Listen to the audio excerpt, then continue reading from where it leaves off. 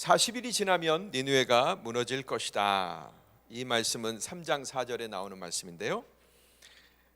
이 말은 물고기 뱃속에서 혹독한 시련을 겪은 요나가 물고기 뱃속에서 나오고, 그래서 다시 니느웨에 가서 3일 길을 걸어야 되는데 3일 동안 외쳐야 되는데 단 하루만 외쳤던 그 말의 내용입니다.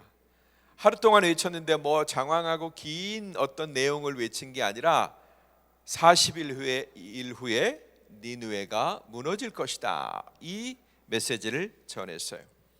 여러분, 얼마나 무미건조합니까? 니느웨 시민들이여 들으십시오. 왕들이여 들으십시오. 여인들이여 들으십시오. 이 성의 죄악이 하나님 앞에 다 닿았습니다. 여러분들의 죄악이 관영해서 하나님이 도저히 참으실 수 없는 상태가 되었습니다. 이제 40일 후면 이 성이 멸망할지도 모릅니다. 그러니 여러분 회개하고 돌이켜야 됩니다. 이 정도의 메시지면 그래도 좀 봐줄만 하죠? 그 정도도 아니고 40일 후면 니느웨가 멸망할 것이다. 굉장히 무미건조하고 무자비한 그런 경고를 담고 있는 것을 볼 수 있게 됩니다. 무슨 니느웨 백성들에 대한 애정이나 그들과 공감하는 마음이나 불쌍히 여기는 마음이, 글쎄요, 여러분들이 이 문장 안에서 느끼실 수 있을지 모르겠지만 저는 하나도 그것이 느껴지지 않아요. 도대체 요나 이 사람 뭐하러 간 거야? 이런 느낌이 들 정도로 굉장히 냉정하고 무정한 모습을 저는 볼 수 있었습니다. 아마 오늘날 저와 같은 목사가 이런 매정한 투의 메시지를 어느 교회 청빙 강사로 가서 전하게 된다면 아마 교인들의 냉소 어린 반응 앞에 직면해야 될 것입니다. 아마 속으로는 이렇게 얘기할지 몰라요. 저 따위 목사가 다 있어, 이렇게 얘기하실지 모르겠어요. 속으로 얘기하면 다행이죠. 그냥 대놓고 위아래로 훑어보면서 저런 따위 목사가 다 있어 하면서 자기들끼리 막 찌푸리면서 지나가는 소리를 들어야 될지도 모르겠습니다. 이런 말 안 들으면 다행이겠죠. 여러분 교회가 40일 뒤에 무너질 겁니다, 이런 얘기를 들어보세요. 당신의 집안이 40일 후에 망할 겁니다, 이런 얘기 들어보세요. 누가 기분 좋아라 하겠어요?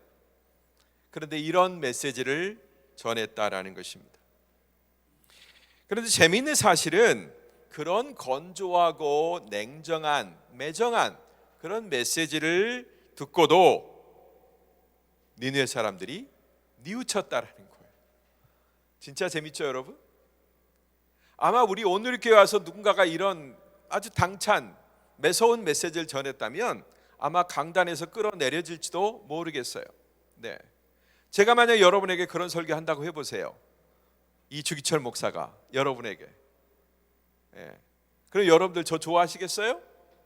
아마 당장 일어나서 이 예배당을 떠나고 싶으실 거예요. 그렇죠? 그냥 앞뒤 설명도 없이 그냥 니느웨 40일 뒤에 망할 겁니다, 당신들의 도성이 40일 뒤에 무너질 겁니다, 이런 얘기 들을 때 누가 그 메시지를 이해할 수 있으며 환영할 수 있겠느냐 말. 환영은 바라지도 않고 이해 자체가 불가능한 거죠. 그런데 왕으로부터 시작해서 모든 백성들, 하물며 집에서 기르는 짐승들까지 금식하면서 그들이 뉘우쳤다라는 거예요. 회개에 돌입합니다. 왕이 명령했어요. 왕이 베옷을 입고 죄를 뒤집어 쓰면서 한탄하면서, 그렇구나, 우리가 죄악 가운데 살았구나, 우리의 죄악이 저 하늘에까지 상달했구나 하면서 무서움을 느끼고, 그 단순한 메시지, 두 문장도 아니고 딱 한 문장, 그 메시지를 듣고서 왕이 그냥 회개하기 시작했어요. 왕이 시킨다고 해서 백성들이 다 회개한 것도 아니고 그 니느웨에 있는 사람들이 그 메시지를 정말로 뼛속 깊이 새기고 그 메시지 앞에 무너져 내린 것입니다. 그래서 때로는 이런 생각을 해봐요. 목사가 얼굴에서 간절한 표정을 다 지우고 구구절절하게 얘기할 것도 없이 그냥 이렇게 심플하게, 여러분 40일 뒤에 여러분 망해요, 조심하세요, 이렇게 설교해 볼까, 그런 생각이 들기도 해요. 자, 어디가 이 사람들이 이 단편적인 메시지를 듣고 회개했다라는 것입니다. 너무나 재미있는 반응을 여기서 보게 되는 것 같아요. 아마 하나님의 특별한 은혜가 있었던 것 같습니다. 제가 보기에 이미 하나님은 니느웨 백성들을 다 품고 용서할 준비를 하고 계셨던 것 같아요. 그리고 명분이 필요해. 그 니느웨 사람들을 용서할 명분이 필요하단 말이에요. 그들 다시 살릴 명분이 필요하단 말이에요. 그래서 요나를 보내시기로 한 거예요. 이미 요나가 미리 순종해서 그 땅에 가서 전했다면 이미 그들은 벌써 회개를 했을 거예요. 회개할 마음을 하나님이 막 그냥 불어넣어 주신 거죠. 왜요? 나중에 보면 12만 명이나 되는 그 많은 사람들을 아끼는, 그들을 긍휼히 여기는 주님의 마음이 있었으니까 이미 다 용서를 할 준비를 하고 계시는 하나님, 그것을 우리는 여기서 만날 수 있습니다. 그런데 이거보다도 더 재미있는 사실이 한 가지가 있습니다. 아마 이것에 우리가 놀라야 될 줄로 압니다. 그건 뭐냐면 바로 이 메시지를 전한 당사자 요나가 자기가 전한 메시지를 듣고 사람들이 회개했단 말이죠. 근데 그걸 기뻐하지 않아요. 안 좋아해요. 여러분, 40일 뒤면 이 니느웨 성이 무너질 것입니다. 이 말 한마디에 그냥 깨닫지도 못하고 그대로 40일 뒤에 그들이 멸망하기를 바랬던 거겠죠.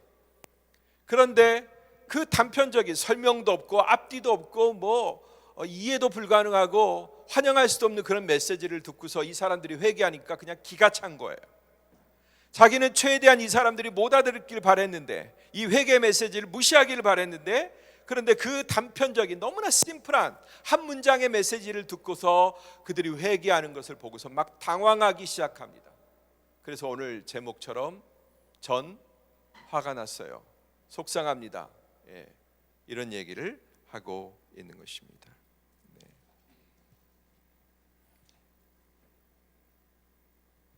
이들이 회개하는 걸 별로 바라지 않았기 때문에 요나는 어찌 보면 심의를 기울여서 메시지를 준비 안 했던 것 같아요. 저만 봐도 벌써 여기 컴퓨터에다가 메시지 오늘 원고를 쫙 써서 나오지 않습니까? 그만큼 제가 여러분들에게 이 메시지를 드리고 싶은 마음이 간절한 거죠. 근데 요나는 메시지도 준비하지도 않고 그냥 딱 지나가면서 3일길 걸리는 성읍을 그냥 하루 살짝 걸으면서, 야, 40일 지나면 니느웨 무너질 거야. 40일 지나면 이 니느웨 성 무너집니다. 그냥 이 소리만 했어요. 성경에 다른 설명이 없어요. 요나가 간절하게 막 외치면서 구구절절하게 막 사람들 설득시키면서 회개를 촉구하면서 그랬던 뜨거움이 전혀 느껴지지 않습니다.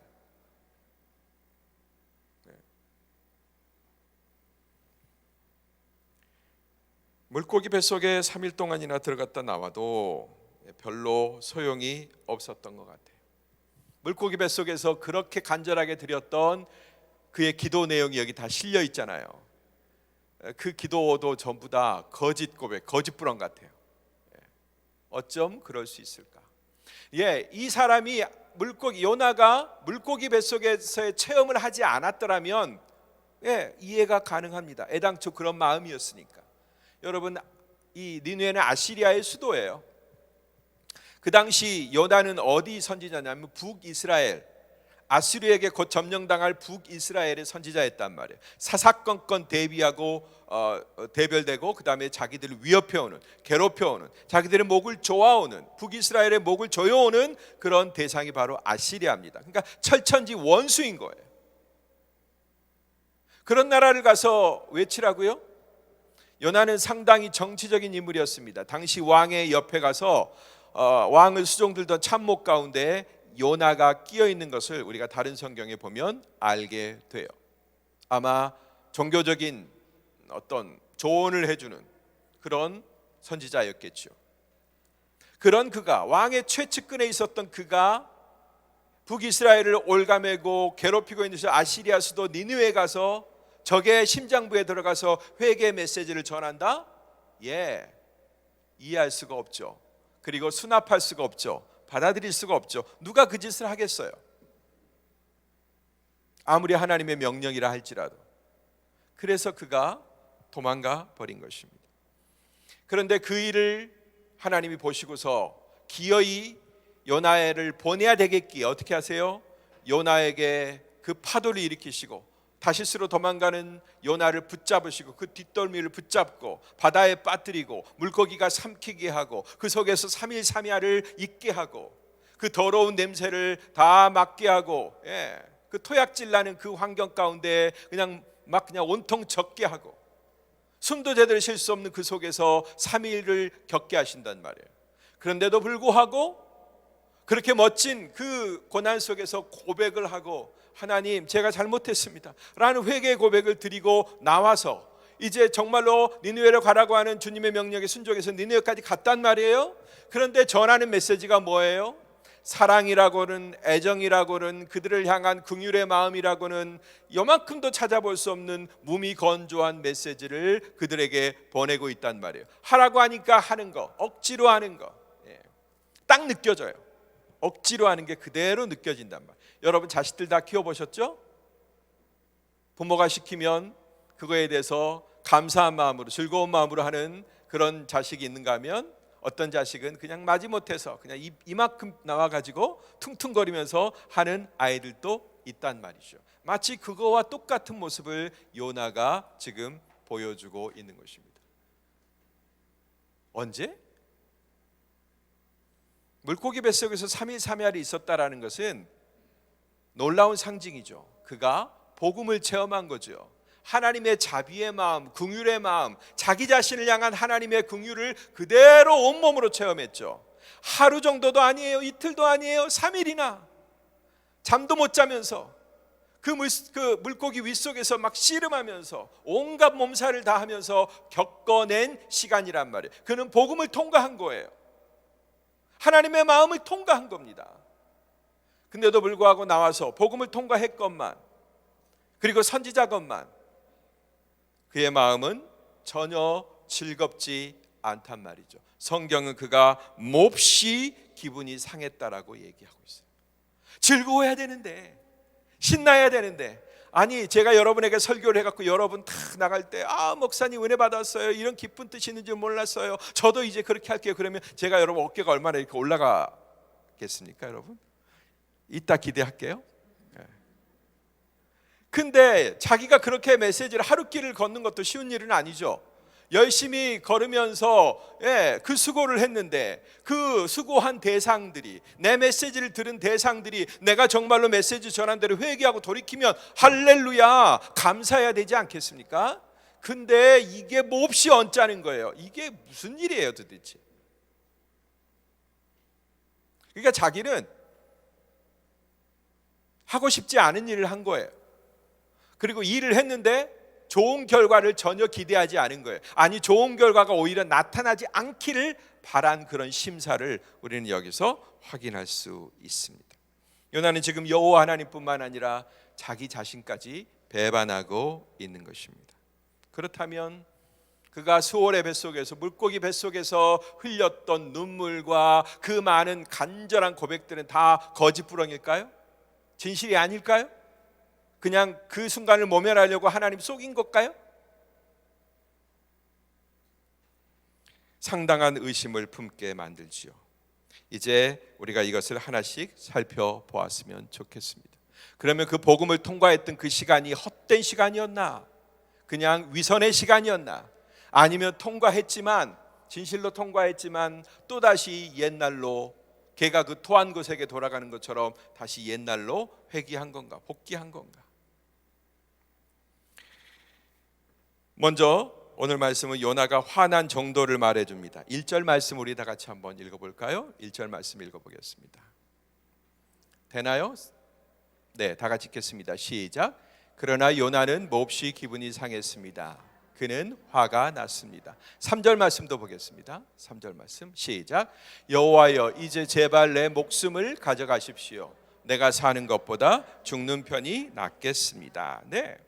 요나는 자기 자신이 전혀 기대하지 않았던 일을 보고 몹시 기분이 상했습니다. 니느웨 사람들이 돌이켜 화를 면했다라는 사실 때문에 화가 난 거지요. 요즘 말로는 그냥 꼭지가 돈 거예요. 이성을 상실한 겁니다. 얼마나 화가 났던지 3절 말씀의 고백이 차라리 내 목숨을 거두어 달라고 그렇게 여호와께 요청할 정도였습니다. 요나는 목숨이 많아요. 내가 죽는 편이 낫겠습니다. 그냥 다 거기다가 목숨을 걸어요. 지 목숨이 뭐 한 10개는 되는 줄 알고, 네. 내가 죽는 게 낫겠습니다. 이런 악담까지. 그들이 회개하는 꼴을 보느니, 그들이 여호와께로부터 화를 벗어나는 그걸 내 눈으로 목도하느니 차라리 내가 그냥 꼴까닥 죽어버리는 것이 낫겠습니다. 예. 이런 악담까지, 악다구니까지 하는 모습을 보게 돼요. 어떻게 설교자가 이렇게 자기 설교를 배반할 수 있을까?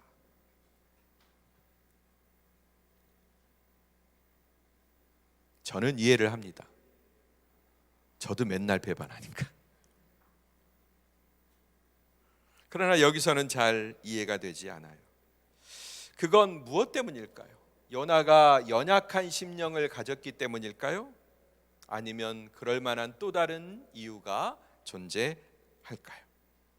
두 번째로는 요나가 자기가 화가 났다라는 그 이유를 변명으로 말하고 있습니다. 2절 말씀 보겠습니다. 2절 말씀, 네, 함께 2절 말씀 보겠습니다. 시작. 그는 여호와께 기도했습니다. 여호와여, 이것이 내가 고향에 있을 때 내가 말씀드린 것이 아닙니까? 이래서 내가 서둘러서 다시스로 도망간 것입니다. 주께서는 은혜롭고 동정심이 많은 하나님이시고 진노하는 데 더디시고 사랑은 충만하시며 재앙을 내리시는 것을 주저하신다라는 것을 내가 알고 있었습니다. 그래도 선지자라고 꼴에 이런 상황 속에서, 이해하지 못하는 상황 속에서 기도하는 것을 보게 되죠. 근데 요나의 기도를 들어보면 와, 이렇게도 기도해도 기도라고 하는구나 할 정도로 이상한 기도라는 것을 보게 돼요. 요나는 그 기도에서 자기가 화난 이유를 밝히고 있습니다.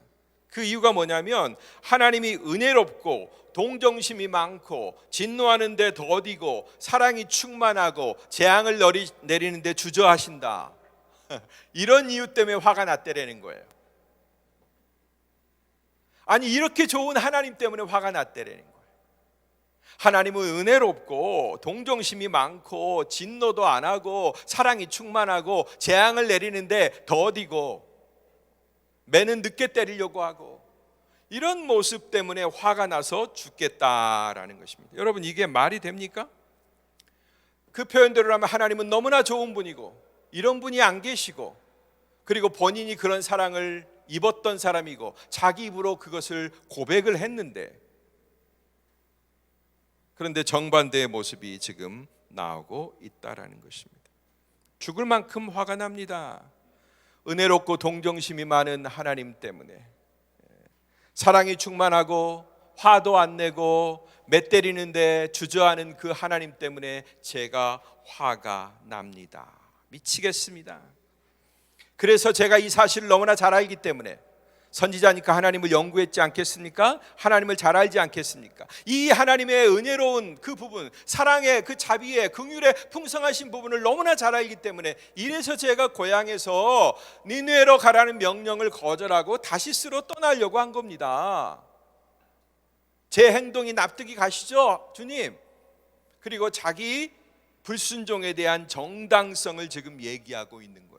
불순종한 이유 때문에 바다에 빠지고 물고기에 삼켜지고 3일 3야를 그 고생을 했는데도 불구하고 이제 또다시 자기가 죄지었던 그때를 변호하고 있단 말이에요. 그때가 그래서 그런 겁니다 라고.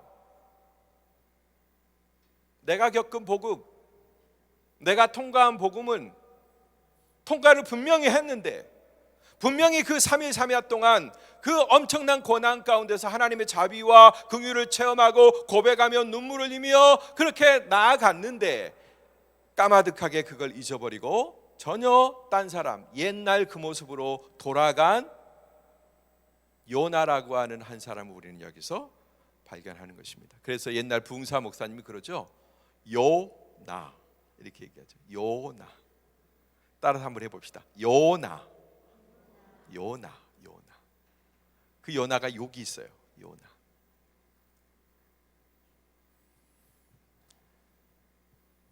도대체 이런 선지자가 어디 있을까요? 이래놓고서 자기가 선지자라고 감히 입에 올릴 수 있겠습니까? 제가 보기에는 하나님의 일을 수종드는 그런 선지자가 아니라 도리어 하나님의 일을 그르치는 그런 사역자처럼 보입니다. 복음을 통과했다고 해서 재파송 해줬는데, 처음에 파송해서 말이 안 들으니까 복음을 다시 통과하게 하고, 그리고 나서 믿음직한 고백을 하길래 재파송 시켜주고 사역의 현장 가운데 덩그러니 주고, 그 다음에 그가 외친 대로 모든 열매를 다 주고, 그가 외친 그 말씀대로 니느웨 백성들이 전부 다 무릎 꿇고 회개하는 그 기적적인 역사를 하나님이 베풀어 줬는데도 그 결과가 세상에 마음에 안 드는 거예요. 용납이 안 되는 거예요. 여전한 그 옹졸한 마음 가운데. 여러분, 이게 바로 복음을 통과했다고 하는 사람의 모습일 수 있습니다. 복음을 통과하면 완전해질까요? 여러분, 우리에게 복음이 없습니까? 복음의 감격이 없습니까? 그 구원을 받았던 그 눈물, 그 회개, 그거에 대한 감격이 우리 가운데 없나요? 늘 있죠. 존재하죠. 그런데도 불구하고 우리의 삶 가운데 소명 앞에서 내가 부름받은 그 자리에서 나는 얼마든지 이럴 수 있다라는 것입니다.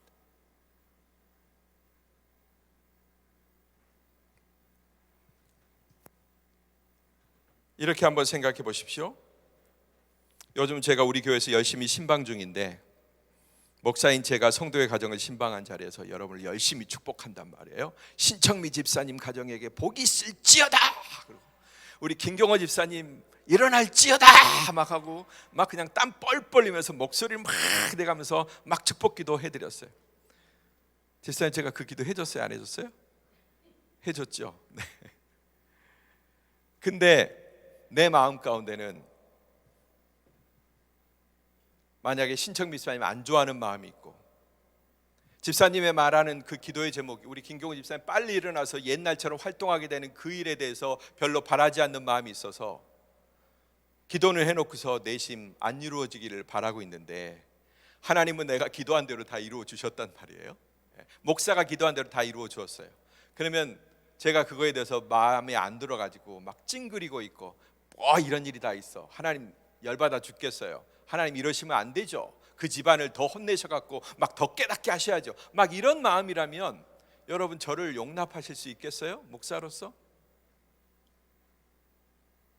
다시는 저를 안 부르겠죠?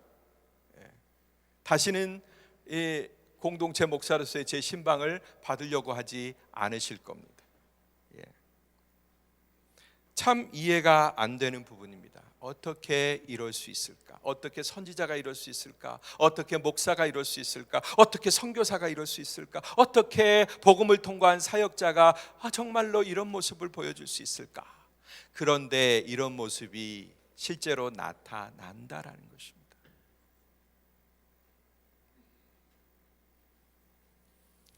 제가 이렇게 어이없어 하는 것처럼 우리 주님도 어이없어 하세요.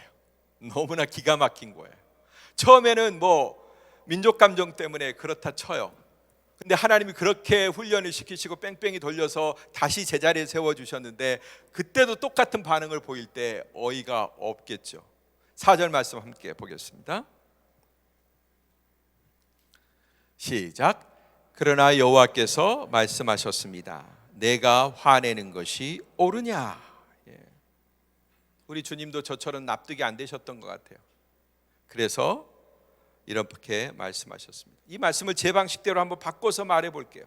아니 이놈아, 내가 지금 나한테 성내는 것이 가당키나 한 일이냐? 내가 여태까지 보낸 선지자 가운데 단 한 명에게도 이런 꼴을 본 적이 없다. 너 도대체 선지자 맞냐? 참나, 별놈이 다 있네. 이렇게 아마 얘기하셨을 것 같아요. 너 복음을 통과한 거 맞냐? 너 내 십자가를 통과했냐? 이렇게 물으실 것 같아요. 이제 이런 요나의 태도를 보면서 내가 가진 태도를 우리가 함께 점검해 보았으면 좋겠습니다. 이게 단지 요나의 얘기로 끝나면 좋겠지만, 문제는 이것이 우리들의 이야기가 될 수 있고 또 실제로 우리들의 이야기라는 겁니다. 나는 수많은 관계 속에서 어떤 소명을 받았나? 우리는 관계적인 동물이죠. 인간의 사회적 동물이라고 그러죠. 사회적 동물이라는 자체가 무슨 뜻이냐면 관계를 맺는다라는 것입니다. 그물망과 같은 그런 인적 관계 속에서 우리는 살아가는 거예요. 결코 나 홀로 독립할 수, 독자적으로 있을 수가 없습니다. 그런데 여러분, 우리 그리스도인들은 우리가 받은 여러 가지 사명들, 소명들이 있는데, 소명은 부르심입니다. 사명은 맡겨주신 일이고, 소명은 우리를 부르셨다라는 거예요. 그 자리에 맡겨주신 역할과 그 직임에 우리를 불러주신 게 소명입니다. 자, 우리 그리스도인이 받은, 우리 모든 그리스도인들 다 소명을 받았어요. 여러분, 소명을 안 받으신 분이 이 자리에 한 분도 없습니다. 세상에서 하나님의 품 안으로 부르심을 받은 거죠. 부르심이에요, 한마디로. 넌 크리스찬의 자리에서 크리스찬의 자리로 우리는 부르심을 받았습니다. 하나님과 전혀 상관없는 자리에서 하나님의 일꾼으로 부름을 받았습니다. 아멘. 양지 온누리교회와 전혀 상관없었던 그런 자리에서 양지 온누리교회 구성원으로, 일꾼으로 우리는 부름을 받은 거예요. 모든 그리스도인들은 소명을 받았습니다. 그 중에 가장 보편적 소명이 뭐냐? 모든 그리스도인들이 피해갈 수 없는 소명이 뭐냐? 그것은 바로, 따라서 합시다, 화목해 하는 소명. 우리는 화목해 하는 소명을 받았다라는 것입니다. 우리 그리스도께서 받으신 사명 중에 가장 큰 것이 바로 이 화목해 하는 거예요. 하나님과 인간 사이를 화목하게 만들어 주시는 것입니다. 그 화목이 돼야 모든 게 해결되는 거예요. 그 화목을 못하게 만드는, 화목을 저해하는 요소가 뭐죠? 죄죠. 그러니까 예수 그리스도를 보내서 그 죄를 해결하고 하나님과 우리 사이에 원수되었던 관계를 화목하게 하신 것입니다. 이것이 보편 사명입니다. 화목해 한다라는 것은 먼저 하나님과 그 사람을 화목해 하는 것입니다. 그리고 둘째로는 그 사람과 다른 사람을 화목하게 하는 거예요. 먼저는 수직적으로 화목해 되는 거고요, 그 다음에 수평적으로 화목하게 되는 겁니다. 그 수평적 화목 가운데 세 번째로는 내가 있는 거예요. 나와 그 사람이 화목하게 되는 그런 직임을 우리는 위에서 부름을 받았다라는 것입니다. 여러분, 선교적 소명도 이 범주에 들어갑니다. 우리 6월 달에 팬데믹 시대, 막힌 시대죠. 한마디로 선교가 막힌 시대죠. 그럼에도 불구하고 우리의 소명은 선교가 막혔다고 해서 잠깐 멈춤이 아니라 우리의 소명에는 잠깐 멈춤이 없단 말이죠. 이 선교적 소명도 바로 그런 범주에 들어가는데, 뭔가요? 선교가 하나님을 알지 못했던 사람, 아니면 민족이죠. 또 주 예수를 인정하지 않는 사람, 또 민족이죠. 그래서 그 사랑으로부터 소외되어 있고 예배와 교제를 갖지 못하는 그 사람에게 어떻게 해요? 그들을 찾아가서 하나님과의 관계를 화목시켜주고 사람과 사람 간의 관계를 화목시켜주는 것, 이것이 바로 선교입니다. 선교가 별다른 게 아니에요. 하나님과 담이 막혀서, 아니면 견고한 담이 있어서 서로 소통하지 못하는 그 관계를, 그 담을 허물어버리고 하나님도 그들에게 가게 하시고 그들도 하나님을 부르게 하는 것, 이것이 바로 선교입니다. 바로 거기에 부름받은 것이 선교적 소명이죠. 화목해 하는 일에 부름받은 것, 그것이 바로 우리에게 주신 선교적 소명이다. 여러분, 그런데 모든 선교사에게는 그 선교적 대상과 사이에 걸림돌이 존재하고 있습니다. 우리는 보내는 선교사, 또 보냄받은 선교사 이렇게 구분하는데요, 보냄받은 선교사건 보내는 선교사건 모든 선교사들의 마음 가운데는 뭐가 하나 있느냐? 오늘 요나가 품었던 그런, 요나가 거부할 수밖에 없었고 배척할 수밖에 없었던 그런 걸림돌이 하나 이상씩은 존재한다라는 것입니다. 결국 그것은 사람의 인격 안에 존재하는 미움의 감정, 즉 용서하지 못한 쓴뿌리죠. 용서가 안 되는 거예요. 요나도 지금 용서가 안 되는 거예요. 아시리아가 용서가 안 되는 거예요. 세계 제국으로 자리 잡고 그냥 억압하고 패권을 부리면서 지들 할 짓 다 하면서 약소국들을 짓밟는 그 아시리아가 마음속에서 용서가 안 되는 거예요. 그런 쓴뿌리가, 용서하지 못한 쓴뿌리가 요나의 마음속에 있었던 것입니다. 그러니 그 쓴뿌리가 그의 선교적 마음, 열정을 그냥 녹여버리는 거예요. 없애버리는 거예요. 그의 열정을 다 사그라지게 만들어버리는 것입니다. 민족 감정, 지역 감정으로 모형화된 그런 것들이 작게는 교회의 전도, 또 성도의 교제에서도 악영향을 끼치게 되는 것을 보게 됩니다. 성교까지 갈 필요도 없어요. 그냥 우리 안에서 일어나는 성도끼리의 교제, 또 우리가 팔을 뻗쳐야 되는 교회의 전도, 이 모든 일에도 바로 이런 해결되지 않는 우리의 쓴뿌리가 악영향을 미친다라는 것입니다. 그런 왜곡된 감정은 인종과 민족을 차별하게 만들고, 잘 아는 대로 전라도와 경상도를 가르게 만들고, 좌파 우파를 갈라지게 만들고, 다 그렇게 된다라는 것입니다. 하물며 서로 사랑하고 서로 의지해야 되는 남성과 여성을 서로 대립하게 만드는, 그런 데까지 나아가는 것이죠. 하나님은 우리를 연합시키는 분인데, 어찌하든지 갈라지고 찢어진 것을 하나로 묶는 분인데, 사단은 그 연합된 것을 찢어지고 갈라지게 하고 나눠지게 하는 그런 역할을 합니다. 자꾸 분해시켜요. 그래서 하나가 되게 만들어요. 외톨이가 되게 만듭니다. 이게 사단의 전략이에요. 그러나 우리 하나님은 외톨이가 되게 하시지 않죠. 너 혼자는 연약하다, 독처하는 것이 좋지 못하다. 그래서 자꾸만 하나님은 돕는 사람을 우리에게 붙여주기를 바라시는 것입니다.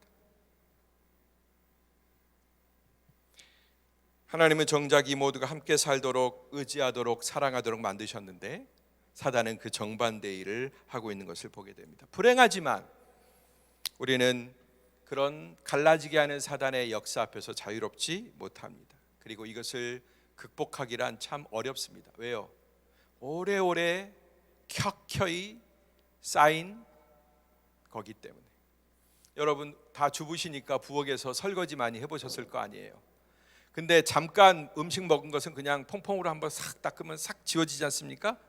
그런데 태웠거나 오래 써서 찌든 때, 그런 것들은 어떻게 해야 돼요? 그냥 박박 긁어야 되죠. 냄비가 뚫어질 만큼 긁어야 되고, 그 다음에 아주 독한 약품을 동원해야 되고, 오랫동안 닦아야 돼요. 그래도 저 틈새 손한다는 부분은 닦이지 않는 것을 우리는 보게 됩니다. 이것은 너무나 오랜 세월 동안 우리 속에 쌓여온 거기 때문에 쉽게 제거가 안 됩니다. 구약의 선교사로 부름받은 요나도 결국 그것을 극복하지 못했습니다. 하나님은 그걸 극복시키기 위해서 물고기 뱃속에 꼬박 3일 3야를 가둬두었지만 그는 바뀌지 않았습니다. 복음을 맡았고 사역훈련도 받았고, 나름대로 신앙의 경험도 있고, 어디 가서 짜릿한, 정말로 감격에 겨운 그런 간증도 해낼 수 있는 역사를 가졌지만, 그러나 정말로 필요한 순간에 그의 마음 가운데 녹아있는 복음은 없었던 거죠.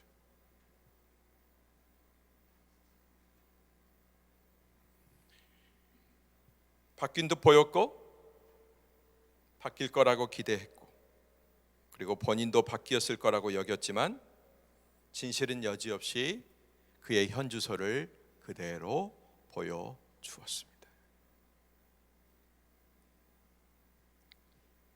아마 복음을 받아들인 우리의 본성 안에도 여전히 바뀌지 않고 또 바꾸지 않으려고 하는 그런 옹고집이 자리 잡고 있을 것입니다. 하지만 여러분, 다행인 것은 복음은 그마저도 완전히 바꿀 때까지 우리를 포기하지 않는다라는 것입니다. 할렐루야. 복음은 절대 포기하지 않아요. 참으로 그 복음 안에는 그것까지도 바꿀 수 있는 힘이 내재되어 있습니다. 주님, 저는 기분이 상했어요. 주님이 용서하신 사람 때문에 저는 너무나 화가 많이 났어요. 여러분, 이렇게 혹시 말하고 싶습니까? 저 사람한테는 은혜를 베풀면 안 되는데, 제가 바랬다고 하더라도 주님 그냥 흘려 들으셔야죠. 제 기도를 정말로 들으시면 어떡합니까? 그냥 놔두셔도 저는 무방한데, 그냥 제가 기도했어도 그냥 기도한 것, 그것만으로 저는 만족한데, 하나님 제 기도를 들어주시면 어떡합니까? 이런 대상이 우리 안에 존재할 수 있잖아요. 그죠? 근데 여러분, 세상에 미워해도 되는 대상은 없습니다. 따라합시다. 내가 미워해도 되는 대상은 없다. 똑같은 의미에서 내가 거절해도 괜찮은 사람도 역시 없습니다. 누군가가 나에게 다가왔는데, 내 도움을 필요로 하는데 내가 그냥 지나가는 대로 쉽게 거절해버리는, 그런 거절할 사람도, 거절해도 괜찮은 사람도 없다라는 것입니다. 네, 저는 솔직히 말해서 일본이 밉습니다. 네, 어쩔 수 없는 제 민족 감정이에요. 그래서 요즘도 유튜브를 보면 일본 혼나는 모습을 보면 막 속에서 막 어떤 쾌감 같은 게 일어나기도 하고, 그래도 막 우리한테 못되게 구는 걸 보면 그냥 정말로 얄미운 기분이 막 올라오기도 하고 그래요. 근데 우리 우리 온누리교회가 러브소나타 하고 있잖아요. 내가 드릴 헌금이 그것을 위해서 드려지고 있고, 내가 드린 기도가 그것을 위해서 드려지고 있잖아요. 감정하고 상관없이 의지적으로 가야 되는 부분이 있는 것을 보게 됩니다. 중국도 짜증나요. 저 중국 선교사로 5년 넘게 살았어요. 그들과 함께 중국인을 위해서 기도했어요. 중국 많이 압니다. 여러분보다는 적어도 많이 압니다. 근데 여전히 그들의 문제가 제게 크게 다와요. 그들의 그 거짓, 뻥, 과장, 이런 것들이 그냥 너무 속에서 짜증이 나요. 그리고 저는 미국이라고 하는 큰 나라도 별로 안 좋아합니다. 우리 어떤 기자가 그랬대요. 우리나라 사람들은 대가세에서 우리보다 힘센 나라들은 놈자를 붙인대요. 미국 놈, 중국 놈, 일본 놈. 그리고 우리보다 좀 약한 나라는 뭐 미얀마 사람, 인도네시아 사람 이렇게 대우를 해줬대요. 우리가 좀 이렇게 대가 세요. 저도 그걸 물려받았는지 미국 하면 항상 놈자가 따라오고, 중국 하면 놈자가 또 따라오는 그런 성향이 제게도 있는 걸 느껴요. 미국이라고 다 우리한테 다 잘하나요? 최근에 조금 잘하지만. 옛날에 막 우리나라한테 방위비 막 그냥 덤태기 씌우려고 할 때 저도 화가 머리 끝까지 난 적이 있었어요. 내 마음에 안 들어요. 또 우리 중에는 좌파가 끔찍하게 싫은 분도 있을 거예요. 그죠? 좌파적인 생각, 좌파적인 정치적 성향을 갖는 분들이 끔찍이 싫을 분도 있을 거예요. 또 우리 중에는 어떤 분은 우파적인 성향을 가지고 있는 사람들이 아주 징그럽게 느껴지는 그런 분도 있을 거예요. 그런데 어떡합니까? 우리는 믿음 안에서 형제인데. 신념이 먼저인가요? 사랑이 먼저인가요?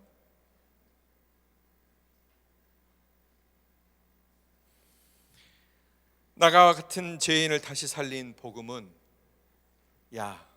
더 이상 차별은 안 돼, 더 이상 구별하지 마, 우리에게 그렇게 요구하고 있다라는 것입니다. 그래서 여러분, 우리가 복음에 완전히 붙들리지 않으면 오히려 믿음 생활이 더 힘들게 되어 있습니다. 누군가를 용서하지 못한 상태, 누군가를 용납하지 못하고 받아들이지 않는 그 상태를 우리 안에 있는 복음이 결코 가만두지 않기 때문에 힘든 거예요. 그래서 막 이중성이 발견됩니다. 내 안에 그 나를 용서한 복음, 내가 혜택받은 복음, 나를 자유롭게 한 복음, 나를 죄악 가운데서 벗어나게 한 그 복음이 막 꿈틀거리고 있는데, 내 안에 예전에 가졌던 민족에 대한, 사람에 대한, 지역에 대한, 뭐에 대한 그런 미움과 차별이 존재하고 있단 말이에요. 이 두 가지가 컨플릭트를 일으키는 겁니다. 막 싸우는 겁니다. 오호라, 나는 공고한 자로다. 누가 이 사망의 몸에서 나를 건져내랴. 바울의 고백이 바로 거기 있는 거예요. 사랑해야 되는데 사랑이 안 되는 걸, 용서해야 되는데 품어지지 않는 걸, 붙잡아주고 쓰다다주고 껴안아야 되는데 닿기만 해도 징그러운 걸. 그러나 여러분, 우리 담임 목사님이 해주신 말씀 가운데 참 기억에 남는 말씀이 있어요. 감정이 아니라, 감정이 안 되면 의지부터 동원하라. 여러분, 우리는 그렇게 얘기하잖아요. 사랑스러워야 사랑한다고 얘기하죠. 예뻐야 껴안아주죠. 우리는 감정이 먼저 동원되어야 마음이 열립니다. 근데 담임 목사님은 거꾸로 얘기하시더라고요. 마음이 열리지 않더라도 사랑은 명령이니까 사랑해라. 최근에 우리 전체 교육자 회의하시면서도 누군가를 품는 거, 어떤 목사님이 이렇게 질문하셨어요. 누군가를 품기 위해서 어떤 영적 근육이 우리에게 필요합니까? 이렇게 얘기했어요. 그러니까 누군가를 품기 위한 어떤 근육이 있는 것처럼, 마음의 근육이 있는 것처럼, 그 부분이 목사님은 특별히 강하지 않으십니까? 이렇게 어떤 부교육자가 질문을 했어요. 그랬더니 우리 목사님이 의아해하시면서 이렇게, 품다 보면 근육이 생깁니다. 그렇게 얘기하시더라고요. 여러분, 근육이 처음부터 생긴 사람이 어디 있어요? 아령을 들고 앉았다 일어났다 하고 바벨도 들고 자꾸 연습하고 훈련해야 내 근육이 강해지는 거죠. 여러분, 사랑은 감정으로 하는 게 아닙니다. 그건 단편적이고 순간적인 거예요. 내 감정에 의해서 사랑하는 것은 24시간이나 갈까요? 그러나 의지적으로 우리는 사랑하도록 명령받았다라는 것입니다. 따라합시다. 사랑은 의지적 명령이다. 네. 내 인격의 세 부분, 감정과 지정의가 있죠. 바로 이 부분에서 우리는 뭘 갖고 사랑해야 되느냐, 우리 그리스도인은 무엇을 가지고 사랑해야 되느냐, 감정이 아닌 의지를 가지고 사랑해야 된다는 것입니다. 그 의지는 내 감정과 반할 수 있어요. 내 감정이 찬성하지 않을 수 있습니다. 일본 사람들 미워요. 중국 사람들 짜증나요. 그럼에도 불구하고 우리는 그들을 의지적으로 주 예수 그리스도께 받은 그 마음을 가지고 의지적으로 나아가야 된다라는 것입니다. 그러다 보면 나중에 하나님께 설득당해요. 요나처럼 네가 화내는 것이 가당키나 하냐, 네가 화내는 것이 옳으냐, 이 말씀을요 요나서 맨 마지막에도 해요. 그리고 여운을 샥 남겨둡니다. 요나 5장은 우리가 쓰는 거예요. 네가 화내는 것이 가당키나 하냐, 네가 거절하는 것이 가당하냐, 네가 구별하고 제껴놓는 것이 과연 옳으냐, 이 말씀을 요나에게 하시고 무슨 해법도 없고 답도 없고 해답도 없이 요나의 말씀이 여운을 가지고 끝나게 되는 것을 보게 됩니다.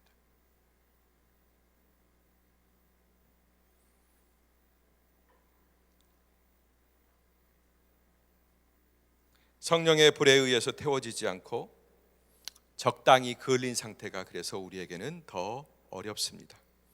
여러분, 수시된 나무하고 그을린 나무하고 틀리죠?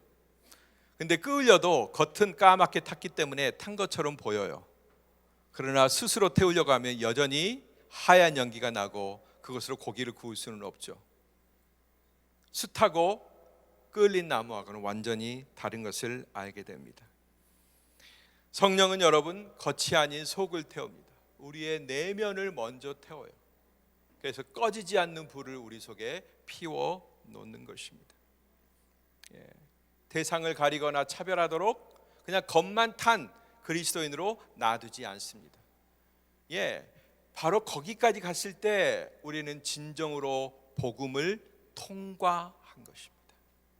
복음을 수박 겉핥기처럼 혀로 핥아갖고 아는 정도가 아니라 그냥 몇 번 깨물어 먹고 아는 정도가 아니라 그 내면 깊숙이까지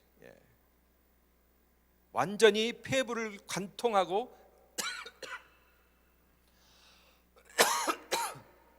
가는 것이 복음입니다.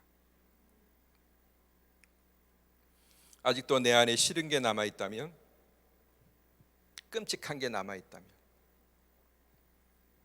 징그러운 게 남아있다면,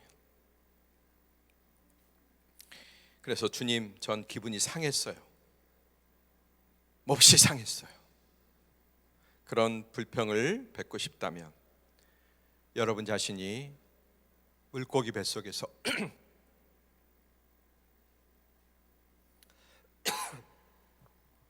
울부짖었던 그 시간을 떠올리시기를 바랍니다. 얼마나 고통스러울까요?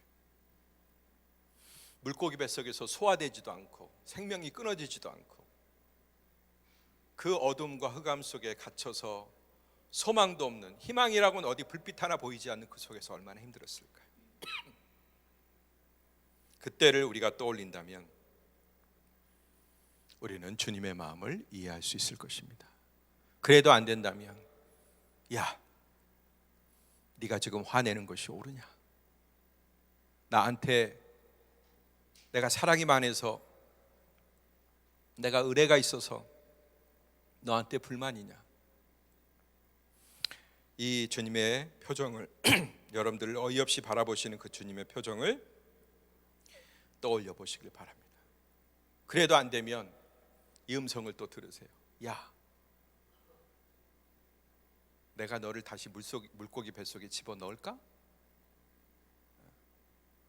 내가 다시 너를 물고기 뱃속에 집어넣어야 정신을 차리겠니? 그런 음성도 여러분이 지문을 넣어가지고 한번 들어보세요. 되도록 빨리 정신을 차리시고 여러분이 첫사랑을 받은 그때를 떠올리시기를 바랍니다. 이 설교를 외치는 저 자신도 바로 그런 음성을 매일 듣고 있습니다. 자연적으로 메커니즘이 그렇게 가더라고요. 제가 좀 짜릿한 쪽으로, 제가 듣고 싶은 쪽으로 자꾸만 유튜브 화면을 누르게 됩니다. 그리고 그거 보면서 막 신나하고 또 다른 소식 없나, 또 비슷한 또 다른 소식을 막 들으려고 하고. 유튜브의 AI가 제 성향을 알아요. 그래갖고 자꾸 그런 화면들이 그냥 줄줄 달리게 만들어요. 그럼 저는 그 안에 함몰되는 것이죠. 여러분, 그런 구조에 함몰되지 말고 뛰쳐나오시기를 바랍니다. 우리는 감정대로 사는 존재가 아니라 의지를 동원해야 되는 그런 존재이기 때문에 그렇습니다. 끝으로 제가 시조 한 수 지었어요. 제가 시조 시인입니다. 그래도 요나의 외침이라는 시조 마지막으로 들려드리고 오늘 말씀을 마쳤으면 좋겠습니다. 요나의 인생을 쫙 생각하시며 시조 4편을 들으셨으면 좋겠습니다. 어쩌다 들은 소리 성가시고 괴로워 에헤라 모르겠다 백길에 올랐더니 뒤틀린 내 심사만큼 녹이 어린 바닷물 묻힐까 물속일까 알 길 없는 어둠 속 비린내 역한 냄새 온몸에 덮쳐오고 옹졸한 속내 들키며 울며 불며 뒹굴었다. 내던져 팽개쳤던 그 소명 다시 듣고 이방의 성 무너진다 외마디 외치는데 매정한 그 말 듣고도 가슴쳐 뉘우치네. 왜 이리 속상할까? 무턱대고 솟는 분노 수월의 뱃속에서 울부짖어 드린 고백 그런 적 전혀 없다는 뻔뻔함을 어쩌랴. 어쩔 수 없습니다. 그러나 우리는 기도할 때 주님이 조금 더 우리를 더 한 걸음 진일보하게 할 줄 믿습니다. 우리가 어떻게 우리의 감정을 극복하겠어요? 우리 속에서 자연스럽게 만들어진 그 노기와 감정과 사랑과 속상함, 슬픔 이런 것들을 우리가 어떻게 인위적으로 조정하며 없는 것처럼 뒷춤에다가 감추겠어요? 그러나 성령이 내 안에 오시면, 능하신 주의 복음을 가지고 성령이 내 안에 오시면 그 모든 것들을 찌꺼기로 바꾸어 주실 줄로 믿습니다. 우리 주님께 함께 기도하는 시간을 가졌으면 좋겠습니다. 하나님, 제 감정의 찌꺼기를 주의 복음을 복음답지 못하게 만들고 내가 통과한 복음을 과거형으로 만들어버리고 마는 내 감정의 찌꺼기, 해결돼야 될 나의 쓴뿌리 주님 앞에 올려드립니다. 주의 성령의 불로 태워 주시옵소서. 흔적도 자취도 없이 태워 없애 주시옵소서. 제가 새롭게 거듭나기를 원합니다. 주의 사랑으로, 진정한 사랑으로 무장되기를 원합니다. 우리 함께 기도하겠습니다.